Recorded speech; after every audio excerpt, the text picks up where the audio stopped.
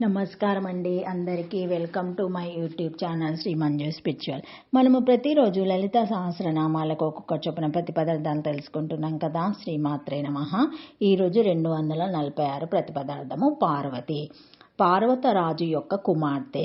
వజ్రంగుని కుమారుడు తారకాసురుడు. అతడు బ్రహ్మను గురించి ఘోర తపస్సు చేశాడు. అతని తపస్సుకు మెచ్చి బ్రహ్మ వరం కోరుకోమన్నాడు. చావు లేకుండా వరం కావాలన్నాడు తారకాసురుడు. అది కుదరదు కాబట్టి ఇంకేమైనా వరం కోరుకోమన్నాడు బ్రహ్మ.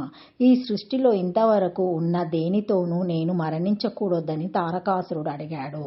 సరేనన్నాడు బ్రహ్మ. వరబలంతో గర్వించిన తారకుడు దేవతలను చాలా రకాలుగా పీడించడం మొదలుపెట్టాడు. అతని ఆగడాలు భరించలేక దేవతలు విష్ణువుకు మొరపెట్టుకున్నారు. తారకుడి వరాన్ని గురించి వాళ్ళందరికీ తెలిపి అందరం కలిసి ఆ పరమేశ్వరుని ప్రార్థించి రండి అని ఆ దేవతలందరినీ హిమాలయాలకు తీసుకువెళ్ళాడు విష్ణువు. దేవతలు పరమేశ్వరుని నానా విధాలుగా కీర్తించగా చైత్రశుద్ధ నవమి శుక్రవారం నాడు దేవి వారికి దర్శనమిచ్చి శివపార్వతుల కళ్యాణము జరిపించండి, వారికి పుట్టిన కుమారస్వామి తారకాసురుని సంహరిస్తాడు అని చెప్పింది. అప్పుడు పర్వతరాజైన హిమవంతుడు పరమేశ్వరుని తన ఇంట జన్మించమని కోరాడు. అతని కోరికను అంగీకరించి మేనకా హిమవంతులకు పార్వతి అనే పేరుతో జన్మించింది పరమేశ్వరి. తర్వాతి కాలంలో శివపార్వతుల కళ్యాణము జరిగింది. వారి కుమారుడైన కుమారస్వామి తారకుని సంహరించాడు. కాబట్టి పార్వతి అంటే ఆ పరమేశ్వరి రూపమే. పార్వతి అంటే పర్వతములాగా కదలనిది, ఎటువంటి మార్పులు లేనిది, నిర్వికారమైనది. పార్వతుని పుత్రిక గనుక పార్వతి అయ్యింది. ఆమె ఎంతో మంది భక్తులకు కుమార్తెగా జన్మించిన శివుని మాత్రమే ప్రతి జన్మలోనూ పతిగా పొందిన మహాపతివ్రత. మూకాశంకరులు తమ ఆర్యశతకము 100వ పద్యంలో జయము జయము జగన్మాత అని కీర్తించారు.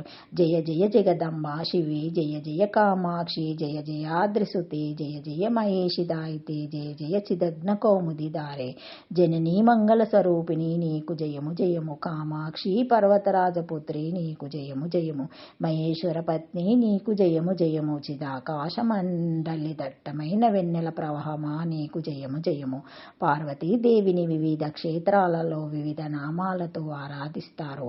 అఖిలాండేశ్వరి, అన్నపూర్ణదేవి, అర్ధనారీశ్వరి, దేవి, బగలాముఖి, భైరవి, భవాని, భువనేశ్వరి, భ్రమరంబ, చాముండ, చిన్నమాస్త, కన్యాకుమారి, దుర్గా, ధూమవతి, హరసిద్ధి, ఈశ్వరి, జగద్ధాత్రి, కాళీ, కళ్యాణ సుందరి, కామాఖ్య, కులారమ్మ, మహాకాళి, మహావిద్య, మారెమ్మ, మాతంగి, మాత్రిక, మీనాక్షి, మూడేశ్వరి, సతీదేవి, శాకంబరి, శీతల, తార, త్రిపుర సుందరి. రఘువంశ కావ్య ప్రారంభంలో ప్రార్థన శ్లోకంగా మహాకవి కాళిదాసు పార్వతీ పరమేశ్వర్ల వాగ్దార్థములని స్తుతించాడు. వాగర్ధ వివా సంహృక్తో వాగర్ధ ప్రతిపత్తాయే, జగత్తాత పితరో వందే పార్వతీ పరమేశ్వరో. జగత్తుకు తల్లిదండ్రులైన పార్వతీ పరమేశ్వరులు వాగర్ధముల వలె విడదీయలేని సంబంధం కలిగిన వారు. అట్టి పార్వతీ పరమేశ్వరులను శబ్దార్థ జ్ఞానము కొరకు నమస్కరించుచున్నాను. వాక్కు పార్వతి, అర్థం శివుడు. వాక్కు లేనిదే అర్థం లేదు, అర్థం లేనిదే వాక్కు ఉండదు. ఈ రెండు పరస్పరము విడదీయరాని అనుబంధంతో కలిసి ఉండే శక్తులు. పార్వతి శక్తి, శివుడు స్థానువు, స్థానువులో శక్తి, శక్తిలో స్థానువు. ఇద్దరూ పరస్పరం కలిసి ఉండే దైవమే శివ లేక శివ అనబడుతుంది. ఓం పార్వత్యాయ నమః. త్రక్షాకరి శ్రీమాత్రే నమః. Thank you for watching my video. Please like, share, comment, subscribe to my channel. మరిన్ని వీడియోస్తో మళ్ళీ కలుస్తానండి.